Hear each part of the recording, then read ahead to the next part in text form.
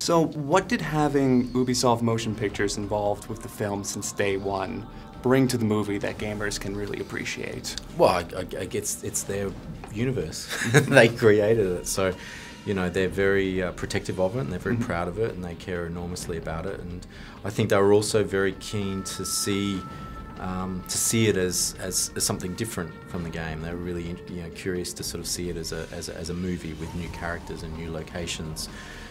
So when I came on board, which was about 2 or 3 years after Michael had joined Ubisoft to develop the script, there was already something there that was different from the games. That you could really see they were kind of trying to create another new world for Assassin's Creed that could exist without from the games that had already been created. Did they lay down any ground rules for the movie?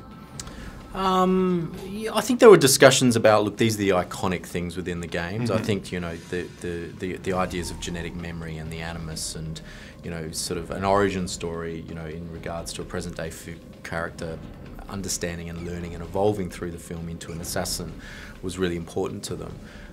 But there was no kind of checklist. We didn't have to do kind of 3 leap of faiths and whatever. It was a pretty kind of open discussion about kind of how to evolve it into a film. Now, did you play the games before you started on the film? I didn't. No. You didn't? Did you play any of them? I played them after. Okay. When I came onto the film, I had like a 2-day boot camp at Ubisoft, which sort of took me through the game, and I was able to kind of experience it, and a lot of my research really was sort of going to Montreal and then actually kind of meeting the originators of the game and seeing all the research and work that had gone into it, which there is an enormous amount. So it was not only playing the game, but then also understanding kind of how it was created and why.